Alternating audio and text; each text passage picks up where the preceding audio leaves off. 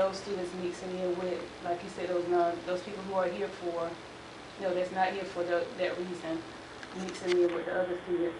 And it does cause you put one person in there. I had two boys the two middle school boys. So the other seventh grade middle school boys was like, oh, they're here for. So they were like the star of the class, and that took away from the structure because they know why they were there. But then I had no way to police them because I know what they had brought. They had brought it before. So if they did it again on our campus, I had no way of controlling it. Well, my mindset is if they do it on your campus, this is their second chance. If they do it on your campus, then it needs to be dealt with. But I think putting all these things in place to strip search them and all that, if it's there, they're going to do it, we need to address that issue then. We've given them enough chance to take it out of regular and put it over here. If they mess up then, I think we need to strongly send that message across real strongly. It won't be tolerated. Zero tolerance. And instead of putting all these safeguards that possibly can't happen and policing, I just have problems with teachers having to run around collecting everybody's personal items, making sure they have nothing in their pockets. That creates another issue because you put policy in place, you got to enforce it. That costs more additional manpower as opposed to putting the responsibility on the child. When they come over here, I know you read the rules and regulations too. When they come over here, you abide by them or you don't. If they don't, we need to enforce for the next consequences.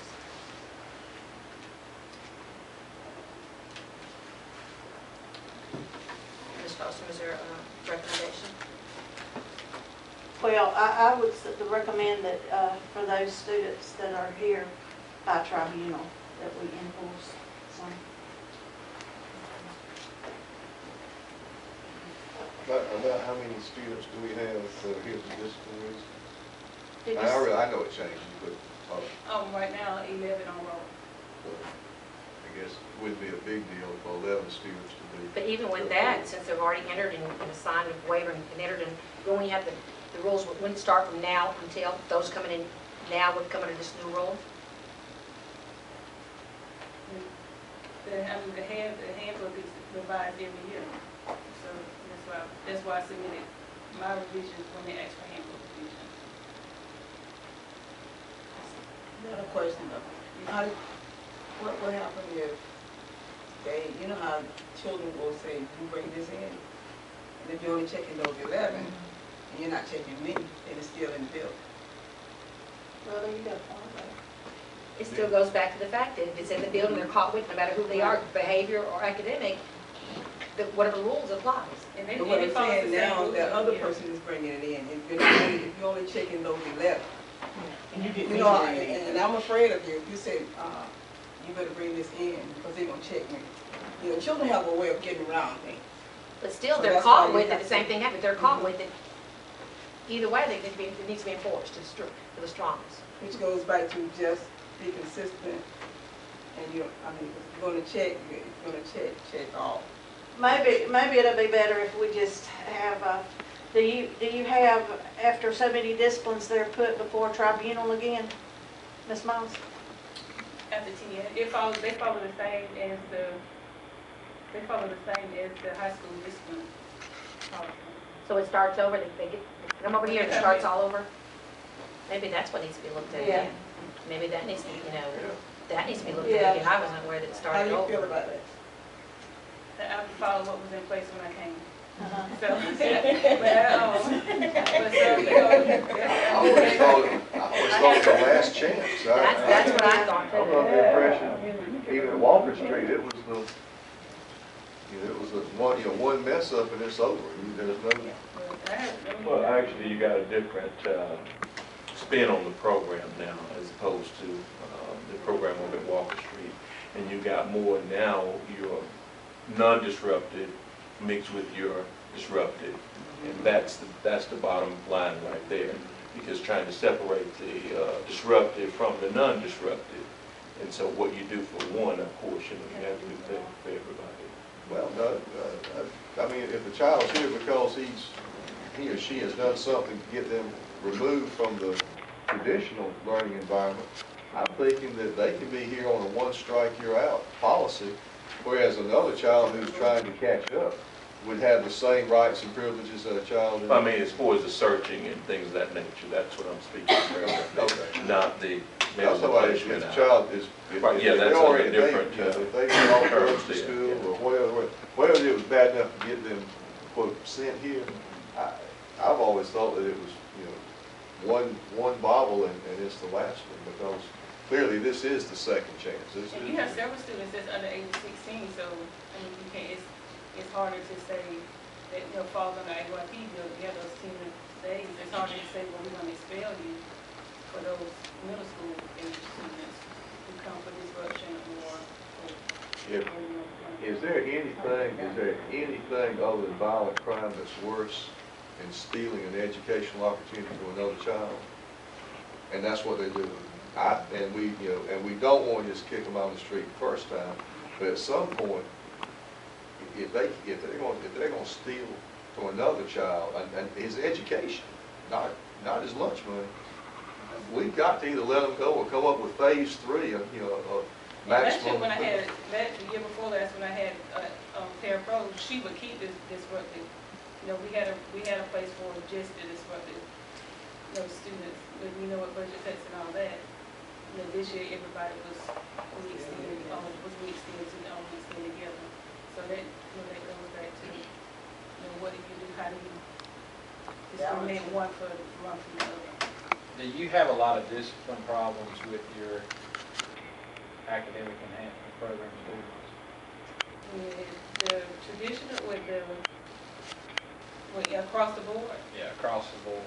Usually, at the beginning of the year, we establish, you know, the rules, and then as people are added in, then that causes the biggest amount of issues when people come for tribunal, or, you know, that kind of thing for the disruptive part. That causes a lot of the disruption within the classroom environment. Okay, so you're having a pretty good bit of discipline problems with students that are referred by the tribunal. Yeah. Because I'm of the opinion of what Dr. Dennard and Mr. Cunningham said. This is like we've fired a warning shot by placing you in the academic enhancement program. I don't think that they ought to have I don't think they should return to the rules and the setup as we have it at high school. They don't need 10 offenses before they get in trouble again. Because, I mean, they're putting this as a second opportunity for them. And I think we need to readdress that, look at that a whole lot closer. Because if they're causing problems in that program after they've had a chance before, I think we need to be a little bit more firm in our discipline and how we handle that. At this point, I don't have a suggestion, but I mean, I think it's something that the 7 of us ought to take a look at, because that ought not to be a problem on a daily basis. Well, y'all just come up with, Mr. Clemens is in charge of academic, the alternative programs, and if y'all just come up with something. I think it should be added at the tribunal level. I think that at that level, parents should understand, now that your child has reached this, and this is what's going to happen, and then it's understood where to go from there, but it's at tribunal level, things are really enforced then. And that's where the new disciplinary officers are put in there, and parents sign off on it. And That's what I was going to say. I think it ought to be And I think signed off. we need to have some step in there for the juvenile system. At some point, it's out of our hand. They're, you know, we need to send it on somewhere else and be consistent with that. I've had referrals to them to the juvenile system twice, and, you know, he can tell you 2 or 3 times, and nothing, they come back and they go to probation. I had one little girl that came, had been sent to, I did 3 disruptive public school complaints against her, and every time the judge didn't send her back with probation. I can only speak for one person on this board when I say this, but if that student is given an opportunity, then given a second chance in the academic enhancement program, and then you still have discipline problems with her, I don't support taking the opportunity to receive an education away from these students. But if they're disrupting the classroom setting and not allowing the other students in that classroom, I'm for removing them and removing them from the program. I mean, just removing them from the school system. If it's a continual problem, you should not have to face that, nor your staff, on a daily basis. That's my opinion. Remove and send them to the judge, then and let him worry about how to educate them. He doesn't like it, but he'll deal with it. I know we did that one time years ago on a very controversial issue, and so he's probably still got a grudge against the school because of that. But and he mentions it every chance he gets. But he's certainly not playing with us. I mean, he's not helping us do that. And it's regrettable and it's disgusting, but, we can talk and grandstand, I think we're all saying the same thing. And I withdraw my recommendation. We're not grandstanding like that, I mean, I can go on and on with y'all. Okay. So we'll refer that back to tribunal and the Yeah. academic habits program look at it again. Okay. Item 11G, The reason why I'm putting this before the board, our policy said, there's 3 reasons why a student can request to transfer to another school system. And it's if the parent works in the school system, if the child is in the middle of the year, and the third, if there's a doctor's excuse. And this was not a doctor's excuse for the mother, for the student, it was for the mother, and our policy says the student. So, that's why I didn't think I had the authority to do that, since that policy said. but it doesn't meet our policy. No, it does not. So you have it on here for approval, so are you recommending approval or Yeah, just, yeah. you recommending we approve this? Uh-huh. Okay. I hear a recommendation, do I have a motion? Oh, yeah, right.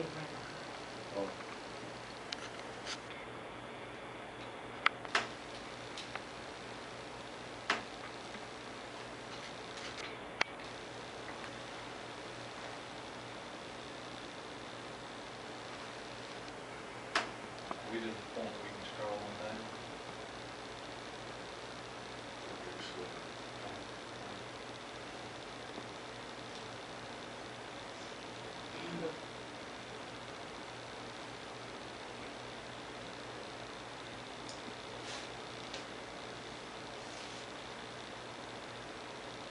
There is a doctor's note. Yeah, yeah, the doctor's note.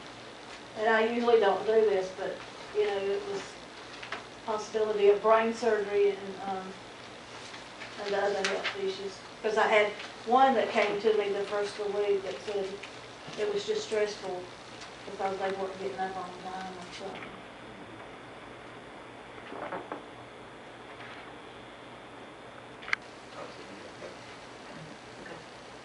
There's a recommendation that we approve the out-of-county student release. Do I hear a motion?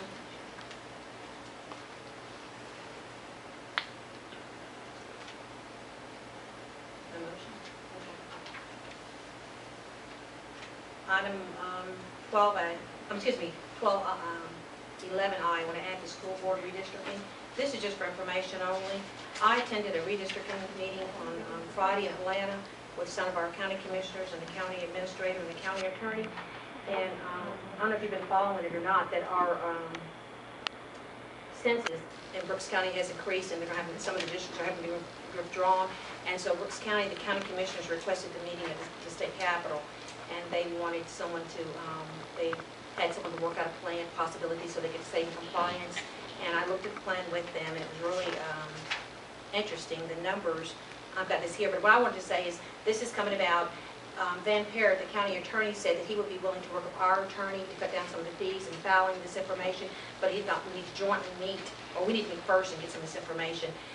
He paid for a map that we sent down to us, that you can look at some of the proposed changes to accommodate some of the changes in the census numbers in Brooks County. And after we get that, probably we can set up a tentative meeting and we just discuss it ourselves and then decide if we want to pursue it with the county or not, or we're doing our own. But it's something, and they're saying in Atlanta that's of an essence that we quickly do this. They're going to be meeting a special session in August to redistrict the area. So we want to have an input into it. We need to have our discussions early on so that I got these two, and I'm sorry, she printed them off at once, the first and the second. I can't tell which is which, but it didn't have any streets in here. And I had something. Do I need to contact the county Dr. Dennard, or will they come? Van Parrott said that he wanted Edie's information. I passed it on to him. And he said that when the maps came in, we didn't have any, they wouldn't accept cash or they wouldn't accept credit cards, and no one had a photo check with Van, so he paid for the maps, but he did buy one for the county. And they're going to send it so we can post it. It's a huge map, and it has all the lines and the populations and all that. And I can give you this, and you can make some copies of this one to figure out which one is 1 and 2, because they have 2 different things with that. And you Okay. can copy this and give it to us, just have something preliminary to look at, but All right. they would send it down. The other recourse is that we can request our own meeting with the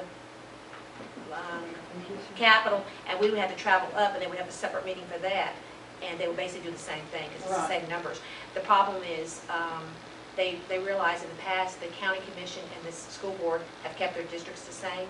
You know, if there's something you want to do differently with that, that's an option we have, but if that's the case, we have to have somebody draw it up, or, you know, contract somebody draw it up, get our attorney to submit it, and we have to do it, send it to the Justice Department and all these other places to get the clearance. But we would have to do it, or we can do it in conjunction with them Yeah. at some point, or just don't do anything, and then, well, I think we have to do something now, they're saying with the numbers, there's such variation in that, but that just get the information. I'll let Ms. Foster make copies of this and get it out, and we can probably schedule a meeting that we can talk about this and decide which direction we want to pursue with that.